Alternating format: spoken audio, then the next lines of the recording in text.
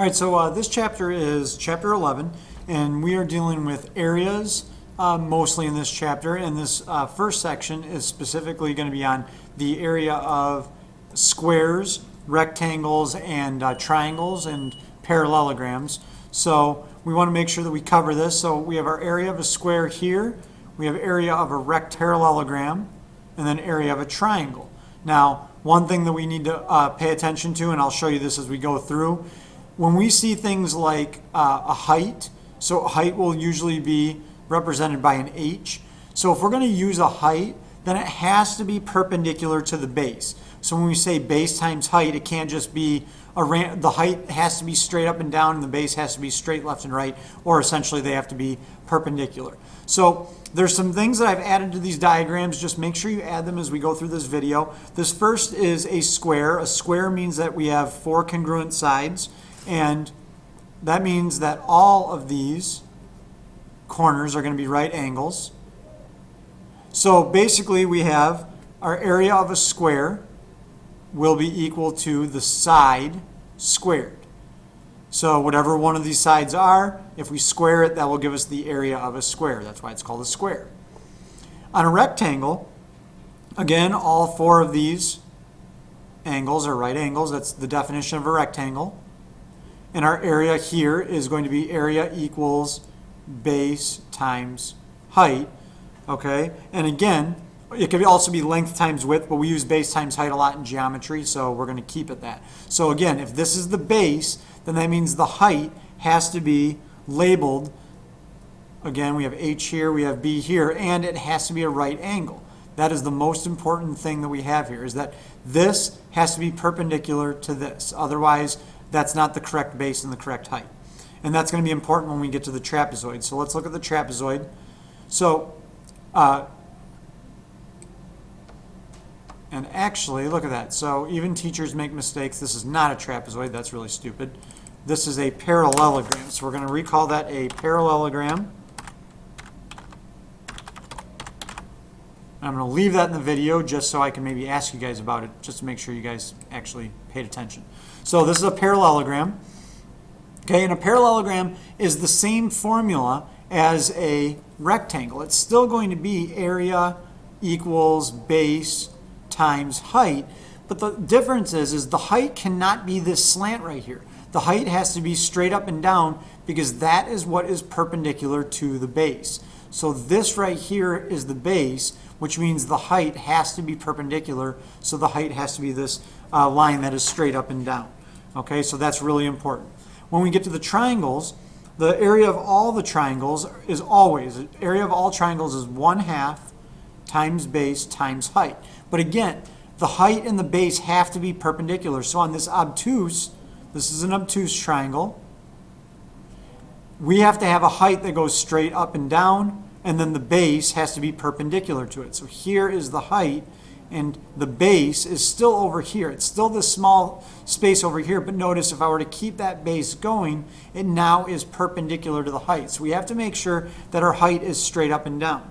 Okay, on our right triangle, it's fairly easy because the height is perpendicular to the base. So it's just a height and a base.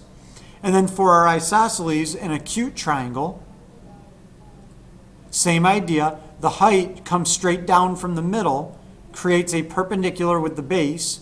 So we have our base here, and our height is going to be this dotted line. So you may have to look for that on your pictures, and you may have to realize that the height is going to be the straight up and down line that goes straight from top to the bottom, not the slanted line. Okay, so let's apply these now. So we're going to do a couple of examples, and then I'm going to have you do a couple on your own. So we have an area of a square here. Again, if we know anything about the square, all the sides are the same. So area of the square is the formula. This is what I want to see all the time. I know that it's easy for some of you, many of you, always want to see the formula. That's your first point. Your second point is filling in your variables. So this is 6 feet squared. And then our answer, 36, and then our units have to be square units. Notice we're squaring everything. 6 squared is 36, feet squared is feet squared. that is your completed answer. So 4 points. Formula, plugging into the formula, answer, units. 4 points on every one of these problems. Okay, try this one. This is for testing, of course. So try this one on your own. You have the area. This time, and you have the height, so you're going to be solving for the base. So do that one on your own. Hit pause on the video, and then hit play when you're ready. Okay, so for this one, we have our formula. Area equals base times height. Fill in what we know. 476 centimeters squared is your area. B is what we don't know. Our height is 17 centimeters. To solve for B, we divide both sides by 17 centimeters. So the 17 and the centimeters cancel out. The centimeters down here and the squared will cancel out. Again, just one of our centimeters is canceling out. And then our answer is 28 centimeters. Again, you should be able to figure out your units there because we're only dealing with one side. So that will only be a one-dimensional unit, which is 28 centimeters. Okay, again, don't make that more complicated than it needs to be. Okay, our next one, we're going to do this together. So we're going to find the area of our shaded region here. Okay, so the yellow portion, it'll be shaded on your paper. And there's two methods to do this. Let's talk about method one. I'll change this to black here. So method one.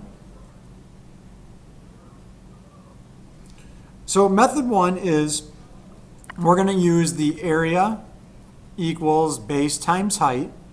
Okay, and we're going to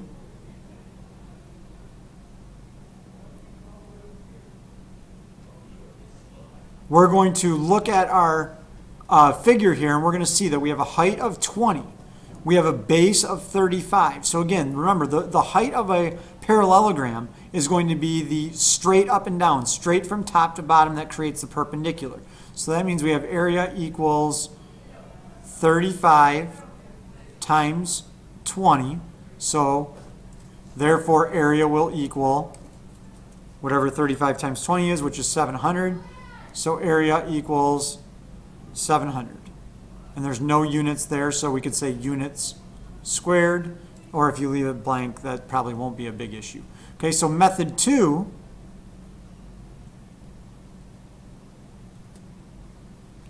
is a little bit different. Okay, we are still using the same idea. So area is still going to be base times height.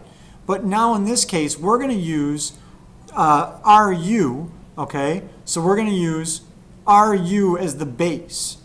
Okay, so if that's the base, then that means that 28 would be the height. And it's a little bit harder for you to look at that on its side. But if we flip that completely around, this would be the base. So we would have area equals 25 as the base. And now our height would be straight up and down, which would be this 28. That's the one that's perpendicular to the base. So it would be 25 times 28. And you should see that this gives you the exact same answer. Area equals 700.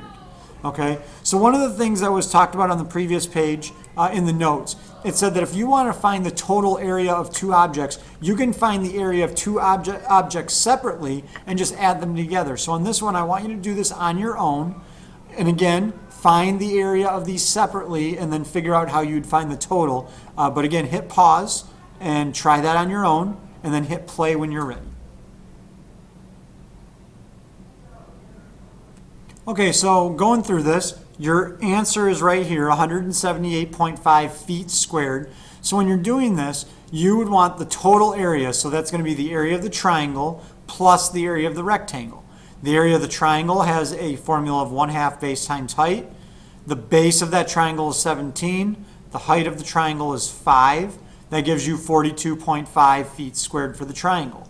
The rectangle is base times height. So it's just the 17 is the base, 8 is the height, a total of 136 feet squared.